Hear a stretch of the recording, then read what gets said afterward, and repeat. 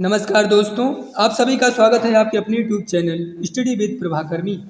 आज हम बाल विकास एवं शिक्षा शास्त्र के महत्वपूर्ण प्रश्नों को देखेंगे जो आने वाले सीटेट एग्जाम के लिए अति महत्वपूर्ण हैं। पहला प्रश्न है, सीखने के लिए आकलन निम्नलिखित का ध्यान रखता है सिवाय विद्यार्थियों की त्रुटियाँ, विद्यार्थियों की क्षमताएँ, विद्यार्थियों की आवश्यकताएँ, विद्यार्थियों की अधिगम शैलियाँ। सीखने के लिए आकलन निम्नलिखित का ध्यान रखता है सिवाय विद्यार्थियों की आवश्यकताएं। इसका सही उत्तर है विकल्प सी। किशोर डांट डांट का अनुभव कर सकते हैं। बचपन में किए गए अपराधों के प्रति डर के भाव, दुश्चिंता और स्वयं से सरोकार, जीवन के बारे में परितृप्ति के भाव, आत्मसिद्धि के भाव। किशोर दुश्चिंता और स्वयं से सरोकार का अनुभव कर सकते हैं। इसका सही उत्तर है विकल्प बी। प्राथमिक कक्षा में सकारात्मक वातावरण निर्मित करने के लिए एक शिक्षक को विभेद नहीं करना चाहिए और प्रत्येक बच्चे के लिए समान लक्ष्य सुनिश्चित करने चाहिए। सकारात्मक अंत वाली कहानियाँ सुनानी चाहिए। सुबह प्रत्येक बच्चे का अभिवादन करना चाहिए। समूह गतिविधियों के दौरान समाज मिति के आधार पर उन्हें अपने समूह बनाने की अनुमति देनी चाहिए।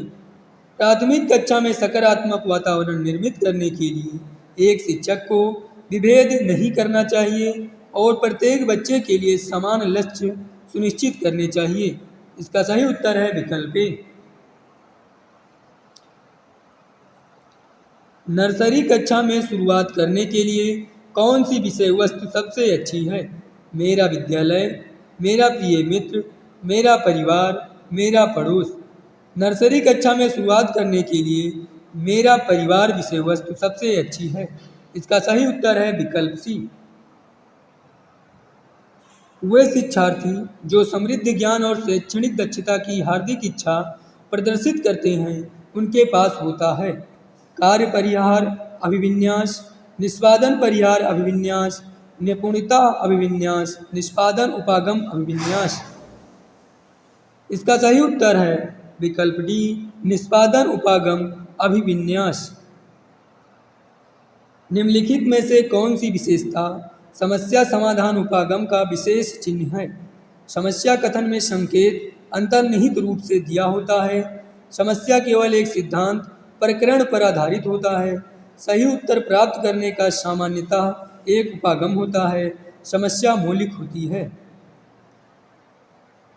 इसका सही उत्तर है विकल्प ए, समस्या कथन में संकेत अंतर्निहित रूप से दिया होता है।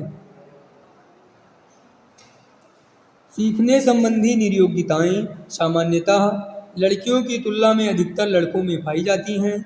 अधिकतर उन बच्चों में पाई जाती हैं जो शहरी क्षेत्रों की अपेक्षा ग्रामीण क्षेत्रों से संबंध रखते हैं। उन बच्चों में पाई जाती हैं विशेषता जिनके पैतृक अभिभावक इस प्रकार की समस्याओं से ग्रसित होते हैं औसत से श्रेष्ठ बुद्धि लब्धि वाले बच्चों में पाई जाती है। सीखने संबंधी नियोग्यताएं सामान्यतः उन बच्चों में पाई जाती हैं विशेषता जिनके पैतृक अभिभावक इस प्रकार की समस्याओं से ग्रसित होते हैं। इसका सही उत्तर है विकल्प सी। निम्नलिखित में से कौन सा सूक्ष्म गतिक कौशल का उदाहरण है? लिखना, दौड़ना, कूदना, चढ़ना। सूक्ष्म गतिक कौशल का उदाहरण है लिखना। इसका सही उत्तर है विकल्प ए। एक सशक्त विद्यालय अपने शिक्षकों में निम्नलिखित योग्यताओं में से किसे सर्वाधिक बढ़ावा देगा? परीक्षण करने की प्रवृत्ति, स्मृति, प्रतिस्पर्धात्मक अभिवृत्ति, अनुशासित स्वभाव। इसका सही उत्तर है विकल्प सी, प्रतिस्पर्धात्मक अभिवृत्ति। वाइगोत्स्की के सिद्धांत का निहितार्थ है सहयोगात्मक समस्या समाधान, प्रत्येक विद्यार्थी को व्यक्तिगत रूप से दत्त कार्य देना, बच्चे उन बच्चों की संगत में श्रेष्ठतम रूप से सीख सकते हैं जिनका बुद्धि लब्धांक से कम होता है, प्रारंभिक व्याख्या के बाद कठिन सवालों को हल करने में बच्चे की सहायता न करना। वाइगोत्स्की के सिद्धांत का निहितार्थ है प्रत्येक विद्यार्थी को व्यक्तिगत रूप से दत्त कार्य देना। इसका सही उत्तर है विकल्प बी। शारीरिक रूप से सक्षम बच्चों को सामान्यतः डांट डांट होता है। Dysgraphia, dyslexia, dysthymia, dyscalculia. शारीरिक रूप से सक्षम बच्चों को सामान्यतः डिस्ग्राफिया होता है। इसका सही उत्तर है विकल्प ए।